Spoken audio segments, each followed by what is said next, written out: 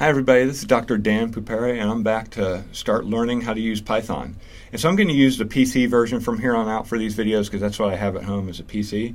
And so this is, you can see how I have things set up. I have my Sublime text editor, I have my Cygwin shell where I can type commands, and I also have a shell open so I can run Python in interactive mode. The one thing you do want to make sure is that you're in the same directory, because usually when you open the Windows PowerShell, it'll be in your Windows user directory, and so you want to go into your Cygwin directory.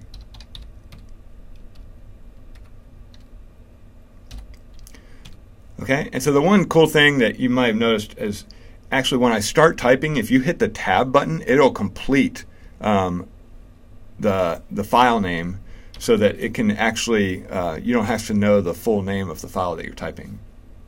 Okay, so now once I'm in my same directory as my Cygwin, I can type ls and you can see, yes, that's where I have my hello.py file, just like if I type ls here, I have hello.py. Okay, now I can start Python in interactive mode. Okay, and so now we're going to just start with just learning about Python a little bit. So Python, again, is a scripting language very similar to MATLAB. And so just like MATLAB, we can go into our interactive mode and start typing commands. It executes them automatically. We can also write a script. Python scripts are named .py, whereas MATLAB scripts are named .m.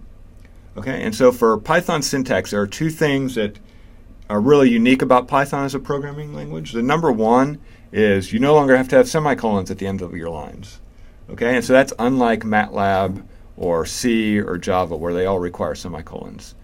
To offset that, though, Python has made you do colons at the end of control statements like for or if or function definitions. And I'll show you that in a second. There's also an important thing is that indentation is what controls blocks of code. So you no longer need like end statements to end functions or end if statements or use braces like you would in C.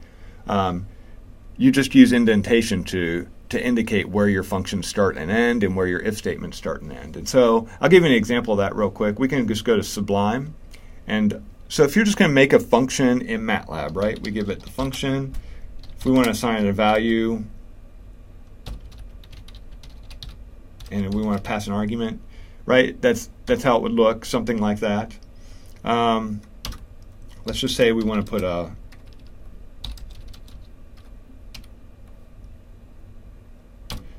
conditional statement in there. Okay, so if k equals 2, we're going to assign the value equal to 2, whatever. Just a semicolon, else.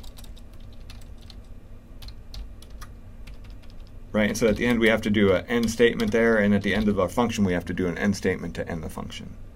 Okay, and so this would be a very simple, silly MATLAB function. To do the same thing in C or Java is pretty simple. We can just make a C function.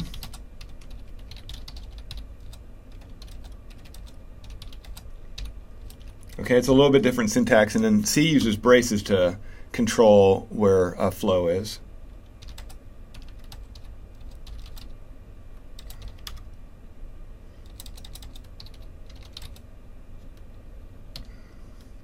And again, C uses these semicolons.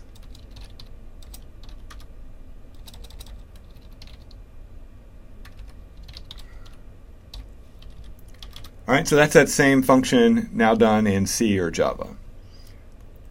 Now to do it in Python, it's a little bit different. First you give it the def keyword, which lets Python know that you're about to write a function. So I'm just going to call it test function. And so now we use a colon at the end of that def to indicate for our flow control. Again, on our if statement, we use a colon at the end of the statement.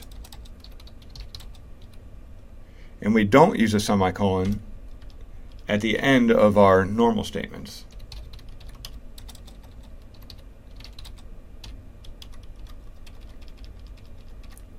Okay, and so that third function there is how you would write the same thing in Python. And you can see it's not cluttered up by the ends or any of those braces.